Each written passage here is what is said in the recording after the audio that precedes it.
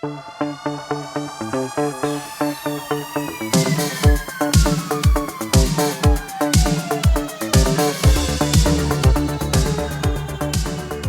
everyone and welcome back to the Glass Cage podcast. I'm JH.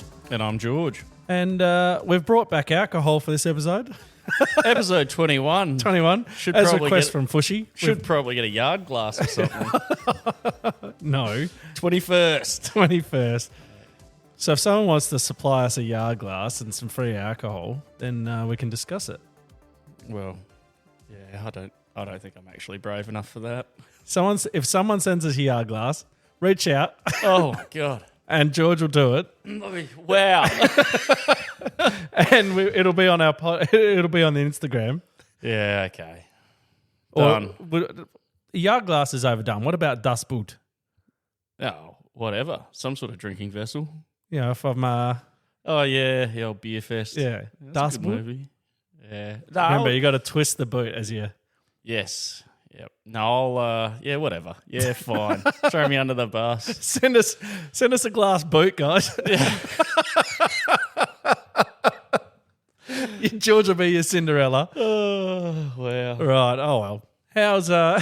How's your week been? Good. It's been a bit wet today.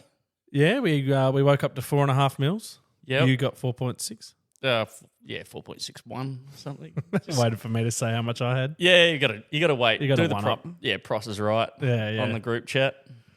But yeah, no, it's just it's been misty all day, so it's been last 2 days actually. yeah, keeping everything wet, which is a little bit frustrating at 6:30, 7 o'clock in the morning in the cattle If yards. you're trying to. Oh, okay. Yeah. Anyway, No, it's all right when you're at home and you don't have cattle or stock. I'm sure it is. Hey, you went and bought a cattle station. Yeah, a little while ago now, but yeah.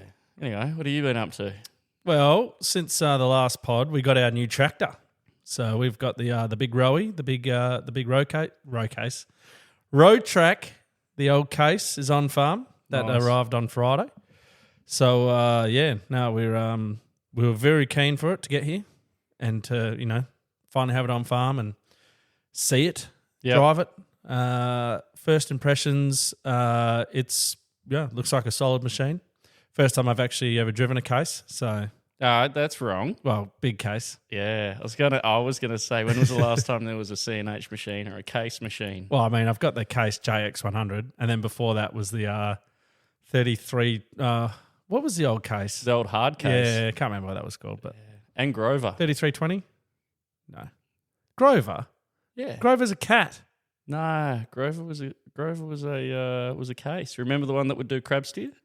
Oh, no, Gonzo. Gonzo. There we go. Gonzo. I knew it was a Muppet. Yeah, Grover's the grader, mate. Oh, look, see all these Muppet names.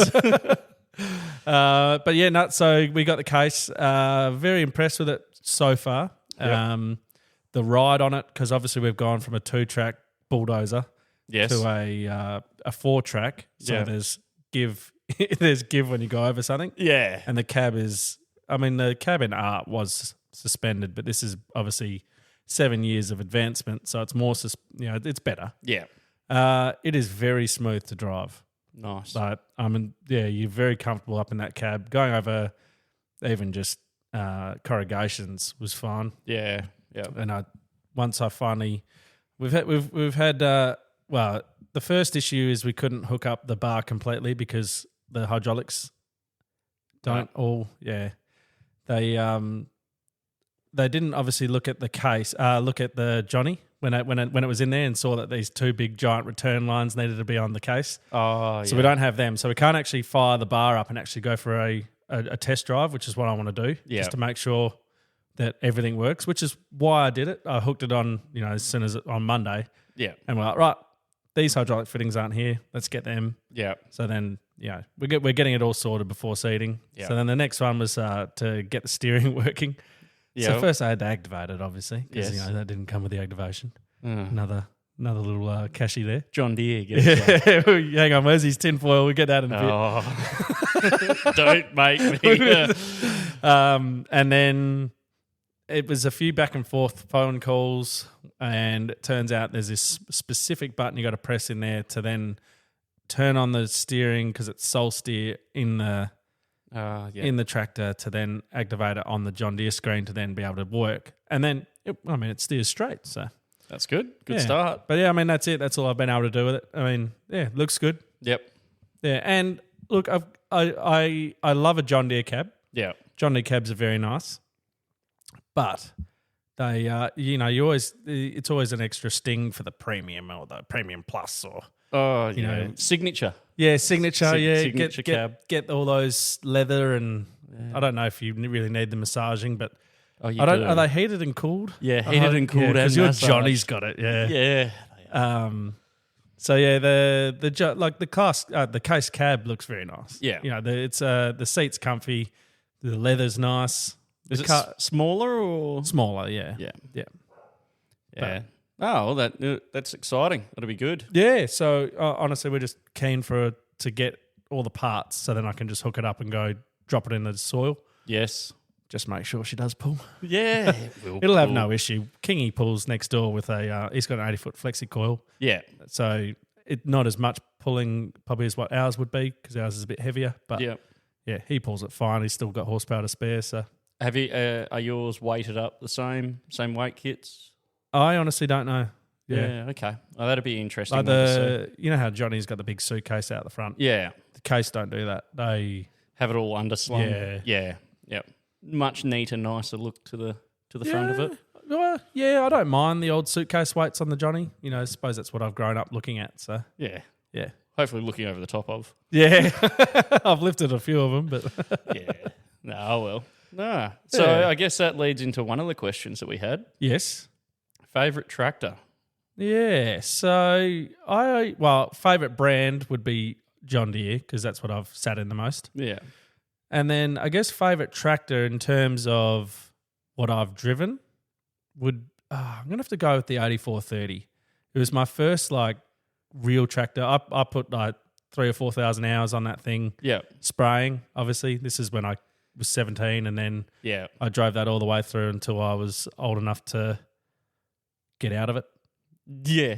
Into a rogator.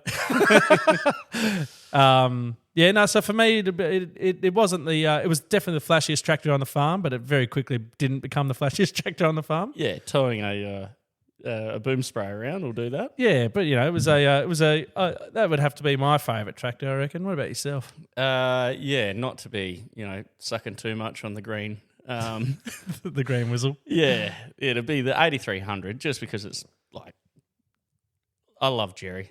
Indestructible. Still gets we always drag Jerry out to go and do stuff that it is really undersized for. But it just keeps pulling and it keeps doing what it should be doing. Yep. And it's a pretty hard one to go past. Just the old dunger. Yeah, I suppose, I haven't had a brand spanking John Deere or I'm talking like the quad track thing, which, they look very nice on the interior. So, I'm sure that sitting in that would be an exciting tractor to have or... Yeah, but it's a different... the nostalgic fact is what we're going for. Yeah, you've got new headers. You've had new headers in the past. That's not a tractor, though. Well, you've had a new boom spray, SP boom spray. I've had 3 boom sprays. Yeah, so that doesn't even crack a mention, but the old front wheel assist, Johnny... You said tractor! What? The question said tractor. I just assumed... I just assumed that meant farm equipment. Favourite header, definitely going to be the S680 because I finally got out of the the STSs. Yeah. So, oh well, there we go. All right. Favourite boom spray. Whoever asked that question, thanks. We're about to come to blows here.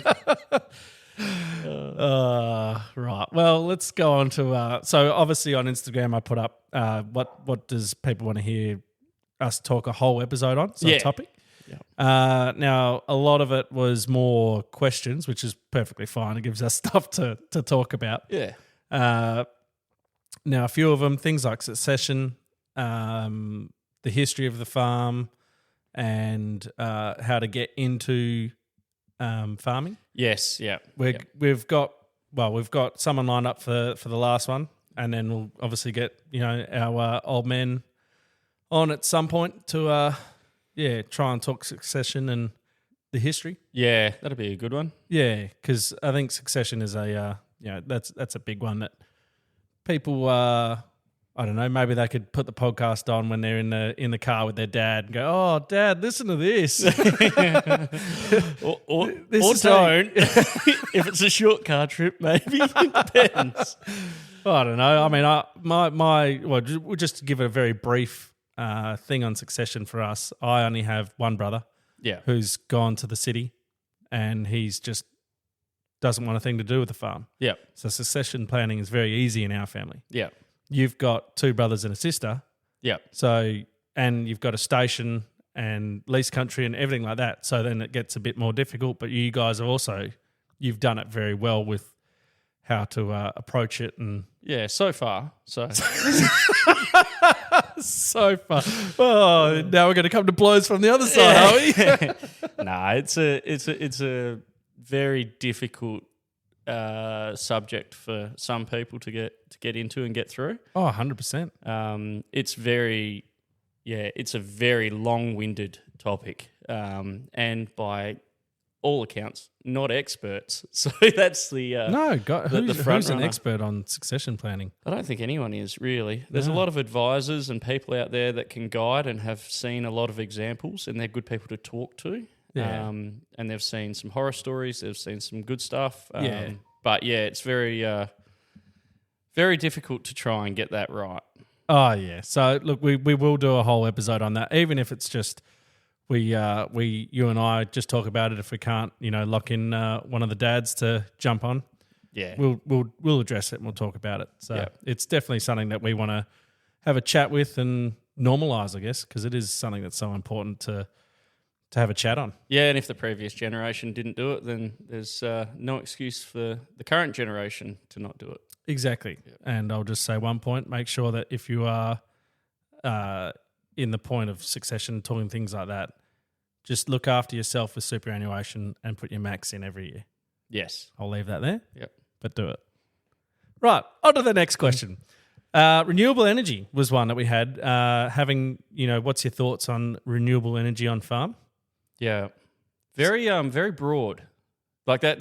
Well, renewable on farm. Does that is that how to implement it into our farming equipment? Is it how we could profit from it as landowners and having renewable energy infrastructure put on the farm, or is it how the policies around renewable energy affect us on the farm? So, well, I'll just go with. If we were to try and implement it just to as a business to get away from the grid. Yes. We currently, our new house that we're building, we are going off grid. Yep. Well, we've gone off grid. We've got the all the solar panels. I think we've got 38 on the roof at the moment. Yep. We got all the batteries. We got the generator. And if someone's going to comment, what's the kilowatts? I've got no idea. I think it's 36. Don't quote me on that. I'll obviously get more knowledgeable on it as I use it. Yeah. But it's something we're very excited for, to have renewable energy for our house. Yeah. Being on grid has been a pain in the bum with all the power outages we get. Yeah. Storms come through and we're always, the power goes out. Or if a storm comes through 100 k's away. Yeah. Even we've had all these fires happening and boom, you get your power out for, well, sometimes it could be a couple of days. Yep. I will say that Esperance is really good at restoring power, though. It's they're pretty not like snappy the wheat belt when they had that storm go through earlier this year, and some guys were out for like a week.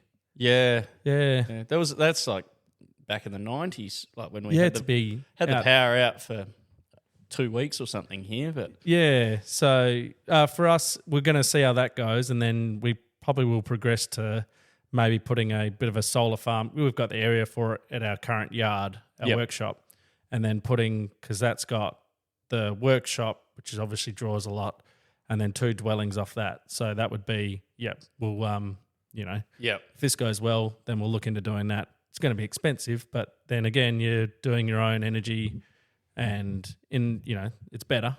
And you get rid of the power poles through your paddocks. Only if Will was to do it, and only if it works going the next person in the line. Yeah. If you're the end of the spur line. Yeah. Which I'm sure a lot of people might know that Horizon Power, well, actually no, because Western Power controls a lot of it. Oh, there's three different. Well, we're Horizon. You guys have got an interesting situation with that. Yeah. Well, we want to be off grid because we want 3-phase. Yes. Yeah. So just because, running cool rooms and other stuff, 3-phase stuff is always cheaper. And the standalone power systems that get put in, they're able to run 3-phase, and they're happy days. It's an upgrade. Yep. But the cost point for it's an interesting one. Tom's full bottle on it. Yes, yeah. But you've also got, the downstream neighbour has got a standalone power unit from Horizon. Yeah, they were taken off the grid. Yeah, which doesn't make sense because your guys, the power still goes through them to then get to you and then 2 other neighbours. Yeah. And from what Tom was telling me the other day, those other 2 neighbours were approached by Horizon to then be on the standalone units. Yes. But you guys weren't. No. It's a very odd rollout system, and I think a lot of it's got to be it's all tied up with government subsidies for these power companies. Yeah. So they've got certain allotments and subsidies in place from the government, and they've got to get a certain number of properties off the grid and all this sort of hoo-ha. And they go, oh, yeah, you're not on this round, but next time you will be. So they're still paying for all of the infrastructure in between to be maintained. So the guys to come and inspect and check, and if there's a power pole that goes down, then they've still got to do it. Doesn't make any sense. Yeah. But that's bureaucracy and that's government. Nothing really makes sense when it comes to, okay, we all want to be off-grid and get rid of these power poles and save a whole heap of time and money and effort. Yep. Let's just go off-grid. And if it doesn't work for you guys because it's going to cost too much, then just pay us out. Yeah. Which I have heard of that happening. And they reckon that, no, we can't pay you out because we've got all these government subsidies and stuff in place. And you go, righto, so this isn't actually solving the problem of getting, the grid system reduced and reducing the cost of that and getting everyone onto off-grid. Yeah, yeah. This is about people protecting themselves for their jobs and their money, and that's... Yeah, and we did have a quite exciting opportunity put to us as a community early last year. Yeah, last year, year before. Yeah. God, time flies. It does. 2 years. So what we're talking about is the Fortescue. Yeah, FFI. Yeah, their hydrogen plant and all the hundreds of windmills they wanted to put up and turbines, windmills pump water or grind grain.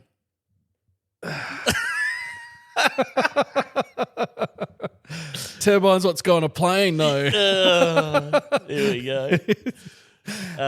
So yeah, there was that potential excitement for that. But yeah, that sort of fell in a heap. That fell in a heap, and then we weren't going to reap any benefits from that anyway, except for well, we would have reaped. Yeah, you reap the benefits. We would have. You don't rep the benefits. We would have had some benefits. I just don't think that they were quite as... They weren't expecting us to, as a community and as farmers, to go, you know what, the amount of money that you're putting on the table there for the turbine, yep. Windmill. Continue. Windmill, turbine. Technically, it's pumping water from the ocean back up here, but yep, whatever, go on. Via a series of electrical pumps. The crux was that the amount of money that they were offering or that they were talking about for the physical land lease and then all the imposition that goes with having turbines, mills, whatever, on your farm, was inconsequential to what we were actually wanted, and that was access to what it boils down to is access to green ammonia, green so nitrogen. Then we can start our own fertilizer. So then we could have access to green, like 100% renewable fertilizer. Yeah, and they were like, oh, we haven't even actually thought about that. It's like, yeah, just get an offtake agreement with us and that'll be fine. If we could lock in the next 100 years of nitrogen that we never get taxed for, a carbon tax, the industry would be absolutely mad not to try and push hard for that. Yeah. I mean, it was very exciting, but then the logistics of it just didn't make sense what they were.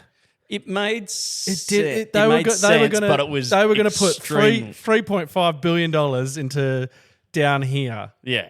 Putting windmills all the way up from me. Yeah. Which, as the crow flies, but they're not going to do the power as the crow flies. They're going to go as the river flows. Yeah.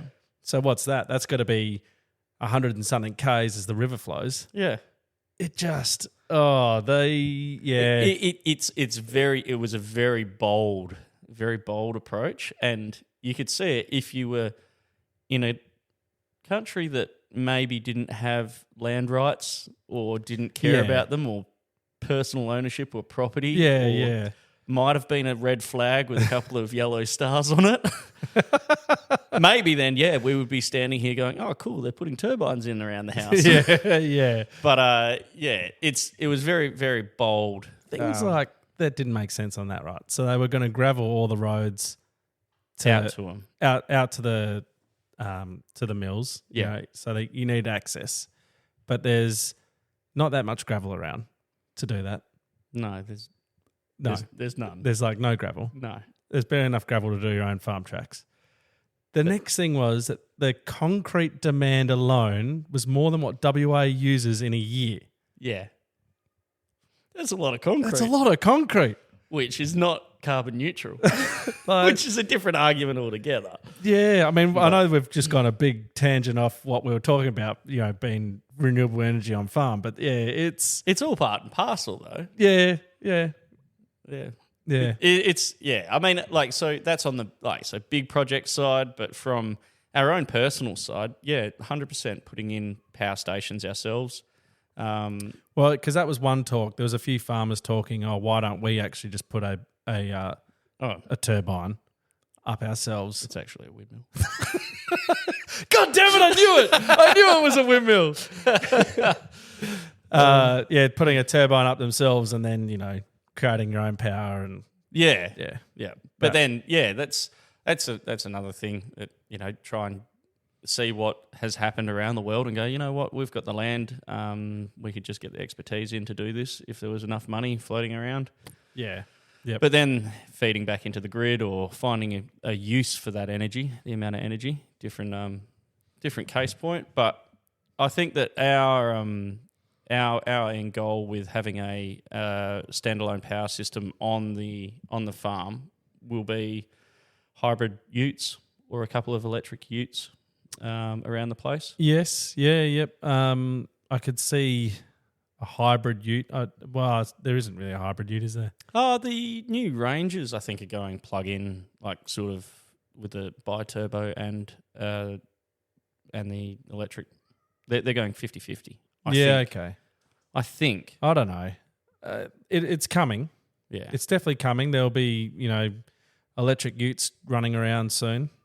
But, yeah, the distance for us to go anywhere with them is the thing. That's always been the sticking point. Like, it's like, okay, the F-150 Lightning, and you're like, yeah, cool. It's only 500k range.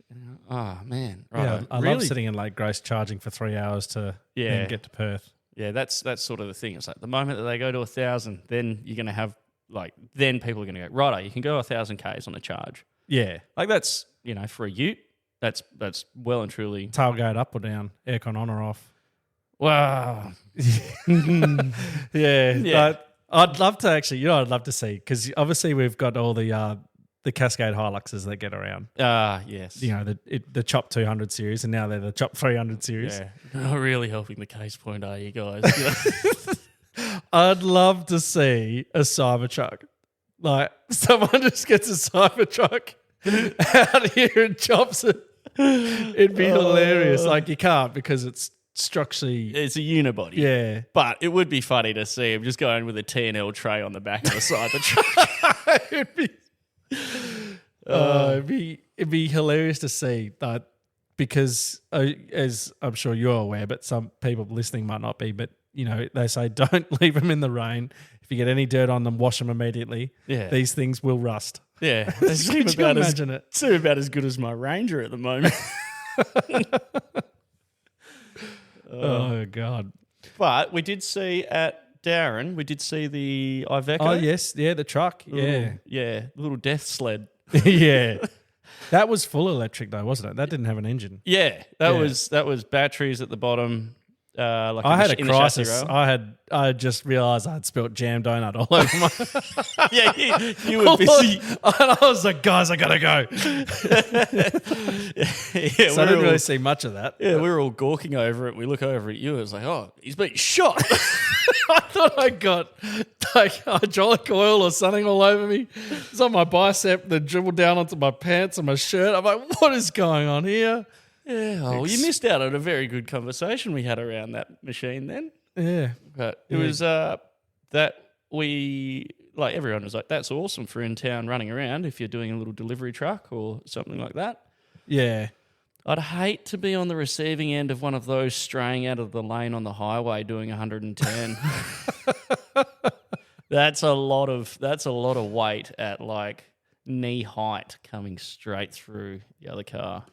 Well, I mean, hope you don't, crash it. But yeah, I'm just when you see the crash test, that's what I can't understand. Is like, okay, so the ANCAP rating, the safety ratings. Yeah. I'm sure that these manufacturers are all doing their very best to get the 5-star rating, but I struggle to see how they can with all the extra weight slung down that low. But it'll be interesting to see how they engineer the solution to it. And also, like, as we all know, when they crash, they catch on fire. Yeah, they do. Yeah. And they stay on fire for weeks. They are very difficult to put out, apparently. Yeah. Yeah, they've even submerged a Tesla underwater for 3 weeks and it's still, I mean, this is the internet. I could be just gobbledygook. But, they submerged it for 2 or 3 weeks and it was still on fire when they brought it out. Well, it sounds like burning a barley pile or something. Yeah, like it just, the lithium just kept going. Yeah, did you see, and now we're going really, really off topic here, but the hydrogen boat, the outboard motors, was it Honda, have brought out a hydrogen-powered boat? I think Yamaha were working on a motor that they were doing. This was a couple of years ago. Yeah, well, this was only released at the latest show or whatever it was. CES or whatever it is. Yeah. And that was pretty cool, but you wonder how long that'll be around before, Yeah. the developer's suddenly dead. And yeah. The technology was purchased by Shell. Yeah.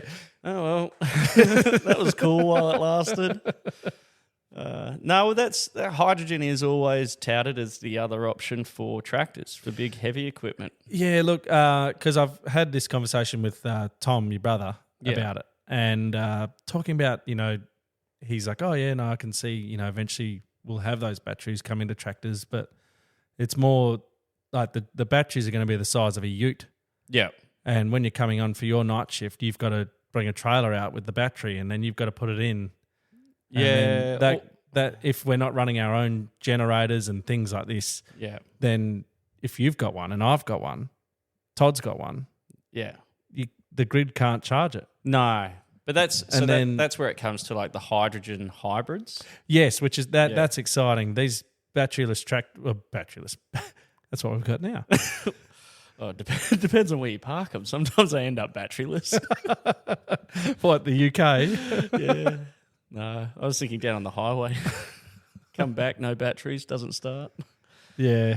But anyway. Yeah. The hydrogen hybrid, like, so same as like a diesel electric hybrid. Yeah, that would be exciting. Yeah. Yeah, to have that, which would be completely renewable. Yes. I don't know how much it would cost or whatnot to have hydrogen brought out to the farm. I suppose it's just like fuel.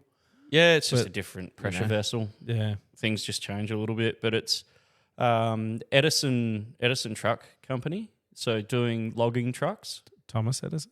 Well, he was the guy who Yeah, he was the inventor, but not of this. Mr. Wow. Thomas himself. Yeah, he invented a truck 4 years ago, 200 years after his death. God, or something. I suppose it's like Nikola Tesla. Yeah, he gets around, doesn't he? He's doing pretty well for himself. Yeah, fancy cars. But they have built heavy haulage hybrid diesel electric trucks for mountain logging. I've seen that though. That's like they've got this giant diesel engine Yes. powering Yeah. an electric motor. Yes. Yeah. So that just defeats the purpose. No, it's all about peak loading. But I don't understand that. Yeah. That's just what I've been told. No, it's Where's my notes? How do I sound smart here? Yes, I concur. it's all about Shallow and pedantic. Little Family Guy reference for you. Oh, perfect. It's all about keeping the engines revving at a constant, level. So then their fuel burn is consistent and constant. So then they can tweak it perfectly for that rate range. So when you tweak, yes, when you're tuning an engine, it makes sense. But when we get sold a tractor, and it is 600 horsepower, 615 with bulge, or it's 600 horsepower with the bulge, it's actually only 580, and then once it hits a certain range, then it bulges, the tune kicks up. Yeah. So does a fuel burn. It's Yeah. No, look, it makes sense when you put it like that, but it's sort of like when a Tesla breaks down on the side of the road because it's run out of fuel. So then how does roadside rescue help them? Oh, Honda generator. Exactly. Yeah. Yeah. So if you want to take it one step further, you just run the extension lead out of the boot and run the Honda. Yeah. Happy days. Look, guys, it's a perpetual motion machine. Just got to dig up all this dino juice and... No, well, it's not actually dino juice. Here we go. Right. That's what you said, like episode 2 or 3 of the podcast. Yeah, it's decaying plant matter. Or it's decayed plant matter. That's come from the stomach of a dinosaur. Not quite. No, it's not dino poop. I never said it was dino poop. Squeezed dinosaur. Perfect. All right, guys. I reckon we'll probably leave it there, eh? Yeah, renewable energy on farm. Yeah, God, that got heated. We'll catch you in the next one. See ya.